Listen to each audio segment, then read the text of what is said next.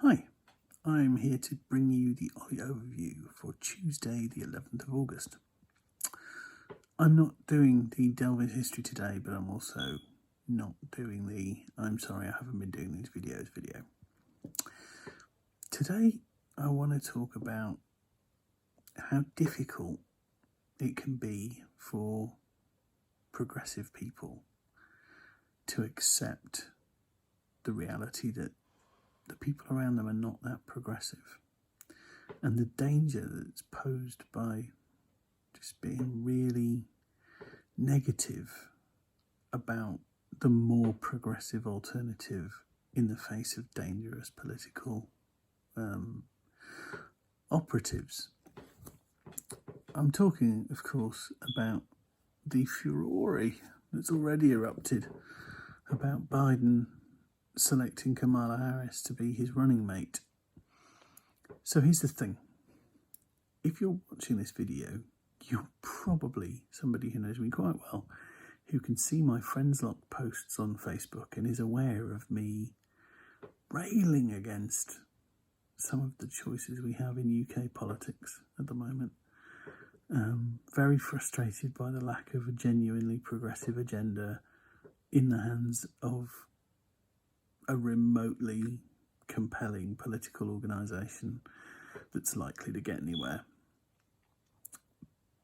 But generally speaking, in public, I keep my peace, because I'm of the opinion that even if I don't find the people leading on the left to be left enough for me or socially progressive enough for me, because that's not necessarily a function of left or right, I think there's a real danger in demonising people who are fundamentally quite obviously better than the horrible, self-serving, entitled, right-wing, myopic idiots that currently run our government, and that are the alternative.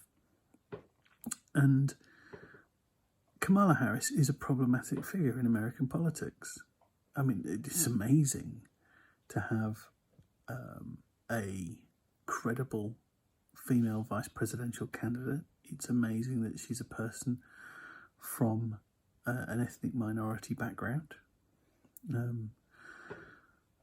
But she has some problematic positions on things like trans rights, on justice in general, her association with having been a prosecutor has led to a lot of people on Twitter, just basically saying she's a cop, all cops are bastards. And I don't want to get into a big debate about that particular, area of opinion right now. What I do want to say is that she gets an awful lot of positive press from grassroots activists about being open-minded and about being open to debate and open to considering where she might be wrong. And she gets an awful lot of credit for not being a pro-life, homophobic, Bible-thumping Nazi like the alternative. Now, it's all very well. It's somebody else's country, somebody else's election to talk about the imperative to hold your nose and vote for the lesser of two evils, if it doesn't match up to your political beliefs. But what happens in America has a really fundamental effect to the overall political character of the West, and whoever's in charge in America and therefore wielding American foreign policy has a massive impact on the world. I do think we should be invested in what happens in American so-called domestic politics, because it's just massively influential. And I guess I want to say, because I don't want this to run over 5 minutes, I genuinely understand the pain and disappointment and feelings of betrayal that people who have very progressive politics and very progressive outlooks feel in the face of the choice between the Democrats and the Republicans. But anything's better than 4 more years of that walking shit stack and his Nazi mate. Good night.